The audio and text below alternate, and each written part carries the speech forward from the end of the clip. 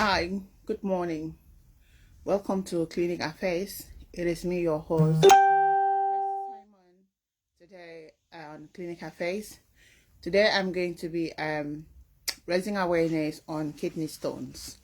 The rationale for doing this is for you to be aware of what is kidney stones and how the kidney stones develop, and what is your risk factors, and what you can do to prevent yourself having kidney stones.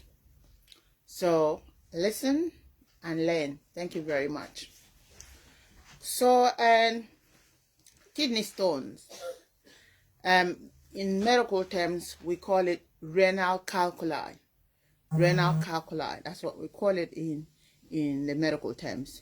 So kidney stones are what we call precipitates, which means some things that drain, that come out of the food we eat and other metabolites in our body, and and they are not completely pass out of the urinary tract, so they evolve from our food and other internal metabolites, and then when they settle, precipitate, they settle, like for example, let's say you've got you had tea and you drank your tea, and in the bottom of that tea or coffee, maybe you didn't shake it at the end, so by the time you come back you find some leftover precipitate from the tea you drank.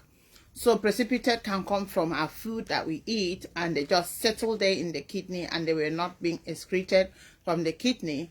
And then when the precipitate are there, it happens, they are formed from urine due to high concentration and of this precipitate in the urine. So the kidney stones are formed due to a high concentration of this precipitate that I said most of them comes from the food we eat, and they are settled in the kidneys.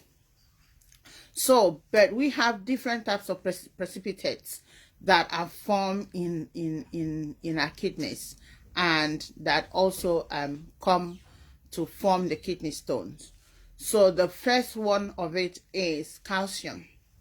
So about most of the kidney stones we have, they are made up of 85% of it is made up of calcium precipitate. So the particular type of calcium precipitate that form the 85% of the kidney stone is called calcium oxalate. And oxalate precipitate what we call oxalic acid, and these oxalic acids, they are found in most of the food that we eat. And yesterday I posted some of the food that contains these oxalic acids, like some of the fruit, beetroot, rhubarbs, and name it, potatoes. They all have this oxalic acid in them. So, and then 85% of our kidney stone is made up of calcium oxalate acid or oxalate precipitate. And then we also have 10% of the kidney stones made up of things from the uric acid, and 5% also comes to other precipitate, like I said, precipitate from calcium oxalate, and also from other metabolites from our body that settles down in the kidney and didn't go through process of urinary excretion. So let us look at a little bit about epidemiology. I always like to share the epidemiology of a disease so that we know how heavy this disease is, because a lot of people are like, oh, I don't have kidney stones. If you don't have kidney stones, a lot of people are suffering from it. So, and more common, the kidney stone is more common in men, although women also have kidney stones as well. So there could be small stone, there could be big stone. Unfortunately, the small stones give more problem than the big stones. So about men that are aged 70 years old, men that are 70 years old, they have about 12% of these men have kidney stones. And women that are 70 years old, 5% of them have kidney stones, will have kidney stones. But does it mean that younger people don't have kidney stones? People in age 40, 35, 50, once in a while, a young person, a middle-aged adult can also have kidney stones. But remember, it's more predominant in people that are age 70 years old and above. And also, kidney stones, how prevalent is this? How heavy or how prevalent is the incident? Is 1 in 1,000 population. So if it's 1 in 1,000 individuals, so if you find 1,000 individuals gathered in a place, one of them out of that 1,000 is suffering from kidney stones. So you find out that it's quite a lot, right? It's a lot of people. So in a million population, you find out that most people, so if you have 2,000 people, 2% of them are suffering from kidney stones. So I hope you understand that. So let us go in deeply to look at the theology, how this thing all happened. So like I said earlier, that kidney stones formation, 75% come from calcium, the oxalate, calcium oxalate or calcium oxalic acid, and then 5% come from, and 10% from uric acid, and 5% from other metabolites.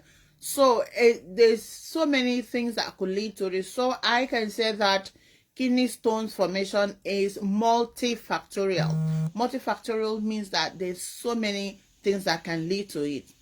So it's believed that about 50% of the cases of kidney stones are inherited. It's a hereditary problem, which means that there's a history in the family of hypercalciuria. Hypercalciuria means that there's high level of concentration of calcium in the urine in the family. I repeat it, hypercalciuria means high concentration of calcium in the urine. So it can be inherited, which means that there could be a history of a mother suffering from hypercalciuria. It could be a father suffering from hypercalciuria. It could be a grandmother.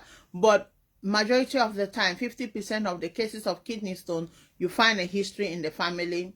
It runs in the family. So and because of this hypercalciuria, which is high calcium in the urine, it will increase the urinary concentration of calcium.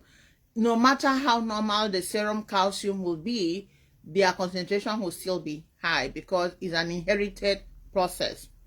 So the next thing again that so the first thing I said is multifactorial, which is one of them is hereditary disorder, which lead to hypercalciuria.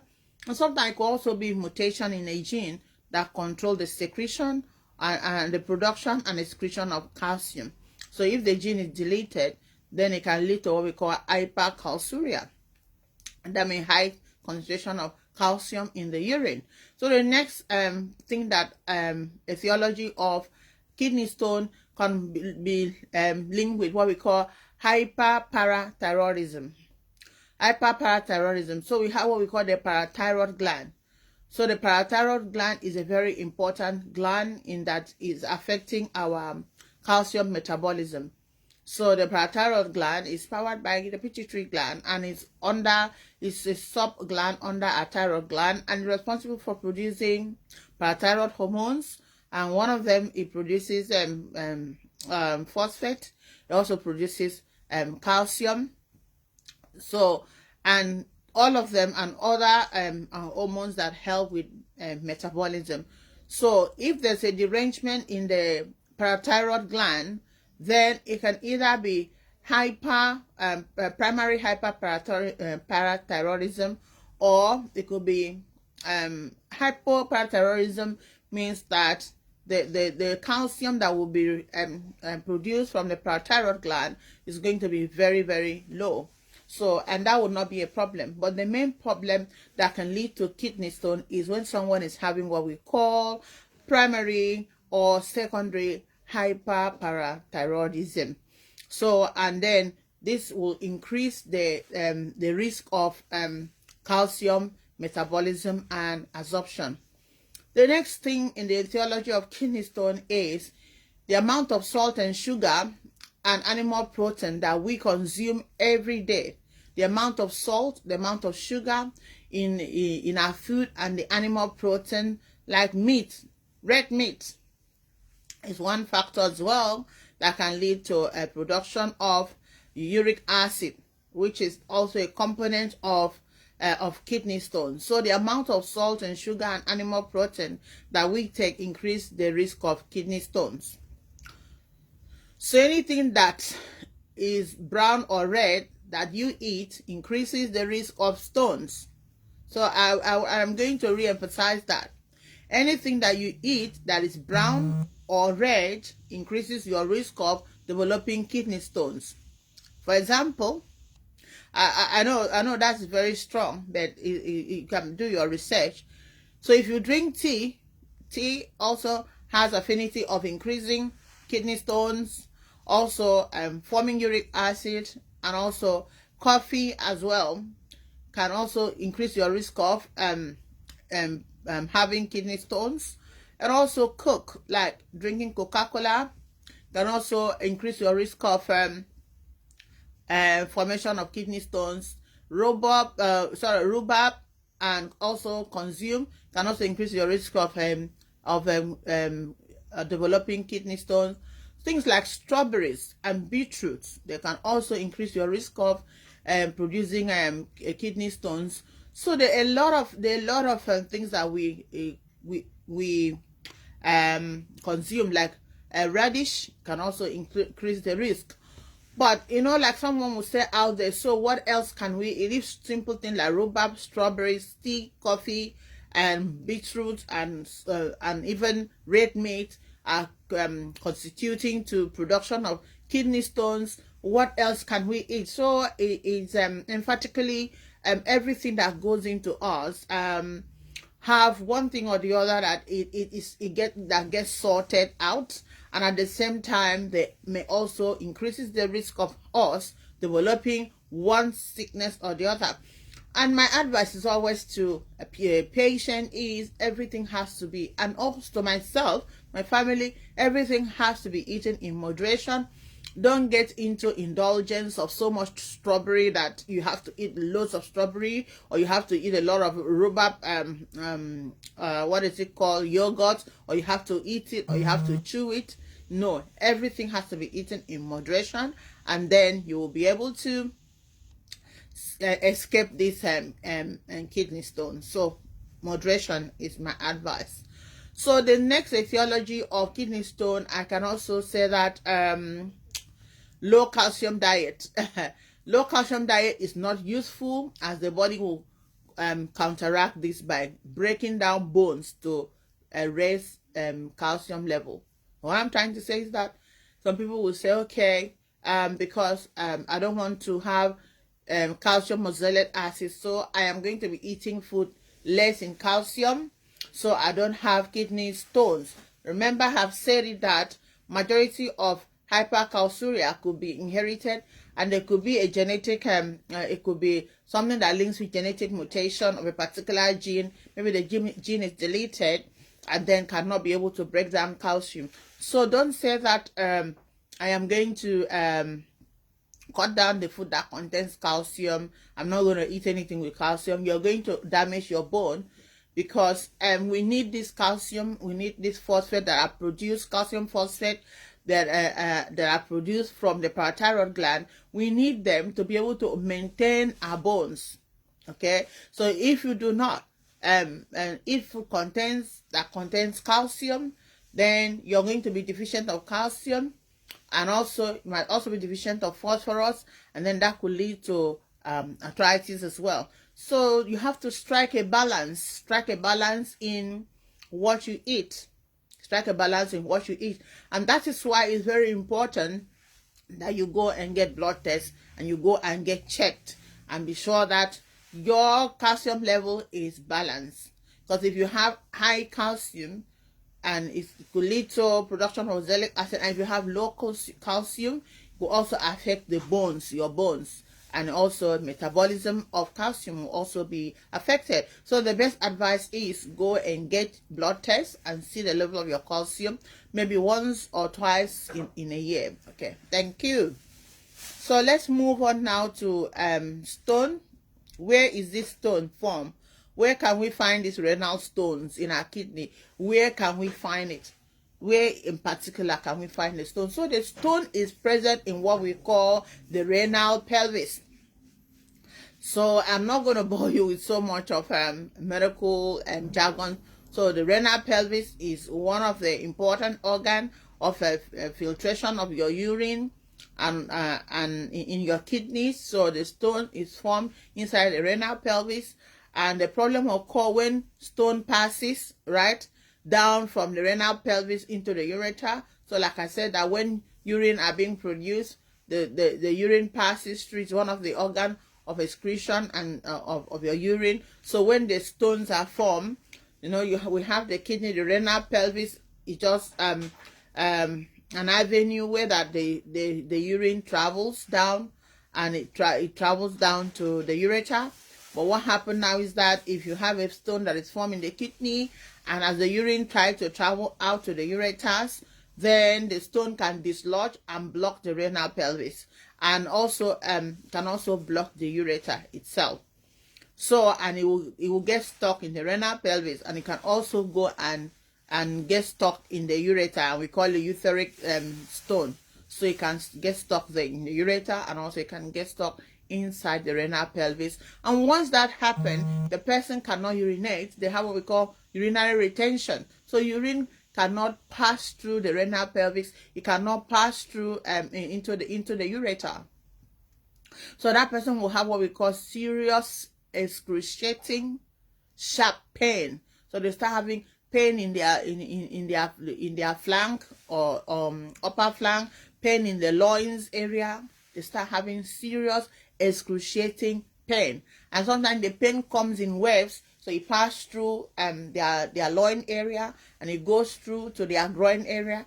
So it's so painful, and sometimes the stone can be stuck for days, and then they suffer this pain and they cannot pass wee, and then you now find out that below your on your pelvic area, you find out that your pelvis your bladder is swelling in your pelvic area. You now feel that fullness there because there's a stone blocking the ureter, and then urine is not carried down. And sometimes we have what we call backflow. So the urine flows back again to the kidney, and also it can go through, it can go back into your pulmonary circulation, and then it can also cause something like sepsis. It can also cause something like pulmonary hypertension. So many things can happen from kidney stones. So, and many stones, usually, like some of them are less than 5 cm. Some of them are smaller, or some of them are larger. The stones that are usually less than 5 cm will pass freely down into the bladder. They will pass through the bladder, and they will leave the body in the through the urine, and you're not noticing it. So I just want to say that sometimes that people have kidney stones. Maybe the stone just started forming, or it hasn't finished forming, and then once they have that stone, then the stone will now pass out, and then when they go to urinate, the stone will come down with the urine, and they don't really notice it. But stones that are greater than 5 cm, they are large stone. So when they become stuck, they come from the renal pelvis, and then they got stuck into the ureter. So it is very, very serious. So common site of obstruction that this stone will touch is the uretopelvic junction. It will break it. It's going to stop there, and also it can also stuck in the area we call vesicoureteric junction, VUJ. So it can block it there. The kidney stone will block it there. It will block the uretopelvic junction, which is the junction between the urethra and the pelvis, so the urine cannot flow out. So it's a very serious case, kidney stones, and it's very, very painful. So, and it can also cause calcification of the renal vein, We call it calcification of the renal pelvis. Can also cause the calcification the renal pelvis, and also can also cause calcification of the ureter. So what do we see when patient comes to the hospital? Patient coming with pain, and the pain is very colicky kind of a pain. So we call this. Sometimes they say they have abdominal colic. Sometimes they say they have loin pain. Sometimes they say they have back pain. So the pain is so bad. So the pain is often described as worst pain they have ever had. The worst pain they've ever felt in their entire life. It's like a woman that goes through labor. In fact, kidney stones is more painful than going into labor, because labor, you have a time of contraction and retraction. You can take a deep breath and rest. But kidney stones, the pain that you're feeling is constantly there. So sharp pain that is not going away. So a patient will typically welling into pain. They will try to breathe. They will not be able to breathe. They want to lie down on that side of their back. They can't. There will be so much in difficulties, and also be so uncomfortable. So a kidney stone is not a good thing. So if you know about this, I hope it will help you to also check that whatever is brown and whatever is red, that we try to eat it and keep it in moderation. So, and also ask about your family if anybody have got kidney stones. So that means that your risk of having kidney stones is increased, and then you can work out something to get it reduced. So the pain will radiate from the loins to your lumbar area, normally affect the lumbar area, the L1 and the L2 root, nerve root. So this pain is kind of a, I would say, is neurogenic kind of a pain, because the pain goes straight into your nerves and pass through the L1 and L2 nerve. And when you have pain from your nerve, neuronitis is so painful, very painful. So kidney stones is a very painful situation. And patients also, they come with nausea and vomiting. Some of them also come with hematuria. Hematuria means they come telling you that I have seen blood in my urine. I saw blood in my urine like a day ago or 2 days ago.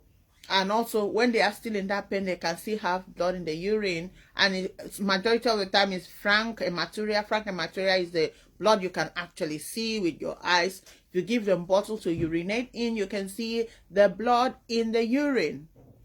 So also sometimes they're coming with fever, they're coming with painful urination, and also incomplete emptying. Painful urination, sometimes when they're going to urinate, you hear somebody screaming, they can't pass urine. The amount of urine they pass is very little. So, and they are so much in this excruciating pain. So if you go to pass urine and you're having this burning pain when you're trying to urinate, it's a sign to show you that kidney stone is developing and you got to do something about it. And also some patients, they also come in with fever of about 38 degrees Celsius, and sometimes it goes to 40. So, and you find that your temperature is increasing as you are in this pain. And this temperature is increasing due to reduce the effectiveness of bacteria in your systems. So because you have this bacteria, like I said, that there can be a backflow, and then it can result in sepsis, and the bacteria from the urine can pass into your circulation and then will cause sepsis, and then you start spiking temperature because there's an infection going into in your kidney, in your renal pelvis, in your urethra, or in your ureter as well. So some people coming with tachycardia. Tachycardia means they are coming with fast heart rates. They are breathing very fast because they're having this nerve pain in the L1, L2 nerve is so painful. They're excruciating pain. So they start, their heart rate start going so fast. Some of them come, normal heart rate is between 60 to 100. Some of them coming with their heart rate going up to 120, 140. So kidney stone is not a friendly thing to have. It's so painful. And don't take it for granted. When you go to urinate and you're having that burning sensation and it's so painful, you need to speak to a doctor. I keep saying that. It's not something to take for granted and say, oh, that's just a one-off. And also, they also come with decreased blood pressure. can lead to septic shock. Like I have said earlier when I explained that if there's if the kidney stone is in the renal pelvis, it blocks the ureter. It could block one side, it could block both of them, and that is a disaster. And then there could be a backflow and then infection. Remember, urine comes with a lot of bacteria. So if your urine is not able to excrete, then the bacteria goes back into the circulation through the renal artery. It can pass back to and go into the systemic circulation. And also because you're not able to secrete this amount of urine out, your electrolyte balance will start being affected. Either your potassium is going to start rising. Majority of the time there's an insult in your kidney, and then your potassium levels start rising and your sodium levels start also falling. And sometimes the person may also be having what we call postural hypotension. Your blood pressure start dropping, and when your pressure drops, your heart rate increases, your temperature increases, you are getting into what we call septic shock, and that is very, very dangerous. And that is why when people have their urine, the stone stuck, they have to remove it as soon as possible, because it can lead to septic shock, kills. Okay? And a particular bacteria responsible for this kind of problem, like when you have a kidney stone, your urine is stuck, the infection goes through, we call it gram-negative bacilli. It is so dangerous. So what investigation do we have to do with kidney stones? So I put some investigations down here. The first one we need to do as soon as you arrive in the hospital, maybe you're coming through A&E, we will ask you to give us urine. So you do what we call urine analysis. We're going to dip your urine, and we need it. Like I said, the hematuria can be frank hematuria, or it could be microscopic hematuria. Frank hematuria, we can see the color of your urine will be bloody or brownish. And microscopic hematuria, we can see when we put the cleaning stick and dip it, we will see blood. Blood will be positive. So urinalysis is the first test we have to do, and if it's positive for blood, then we will now be thinking of maybe sending you to go and do CT, kidney, ultrasound, and bladder, and that will be able to check to find the stone, or ultrasound, KUB, kidney, urethra, and bladder. So, and then the next thing we do again is I've told you about the CT, kidney, ultrasound, and bladder. We also do the next one is ultrasound, and also we can also do what we call IVU. IVU is intravenous urogram. Urogram is like like ultrasound, right? That looks into your ureter, your renal pelvis, and all that. So it looks especially in your ureters to see where the stone is allocated. All right. So the next thing now is the management. What management do we have for kidney stones? So the first line in management of kidney stones we always give is what we call anti-inflammatory. The first line is we give something like NSAID. So we give like a diclofenac sodium. We can give you cocodamol, codeine, morphine if the pain is so severe, just to help to block the neurotransmitters and to reduce the inflammations. And also we can also give you muscle relaxants, something like alpha receptor blockers, things like tamsulosin, because the symptoms that you're having, that your urine cannot flow properly and you're having painful urination, it's also a sign of someone that is having benign prostatic hyperplasia. I've done that before. You can read that. Someone that is about, like they're having inflammation of their prostate gland. So we will also be able to check that and rule that out as well. If you're a man that is 70 years old, or you're a man that is 50 years old and you're having this kind of problem, you'll be screened out for prostate cancer or benign prostatic hyperplasia. And also, we can also give you calcium channel blocker, which is something like amlodipine or nifedipine, to be able to control your blood pressure. Okay, so that is what I have to say now. And then the last thing I have to say is that if the stone is not removed, that you can go to, we have a nephrostomy, we can also have lithroscopy, so, or lithotripsy. They can remove the stones from your ureter. So finally, the complication of kidney stones can lead to renal failure, kidney failure. That's what I have said, that if you feel this pain, your burning pain when you're urinating, don't take it for granted. Go and get something done about it. Otherwise, it will cause more problem. So complication of kidney stone will lead to renal failure, and also could lead to sepsis, like I've said. And sepsis it kills. So take note of that. All right. So that is me today on Clinical Face, and I hope you have benefited from this lesson on kidney stones. And I will come your way this same time next week by God's grace. If you have a question, please drop me a question on this link. And if you're watching me from YouTube and you want to join Clinical Face on Facebook, please visit Facebook and look for Clinical Face on Facebook, and you're going to see me on Facebook. And you can join us every Saturday 10:30 a.m. and God bless you. Thank you. Bye.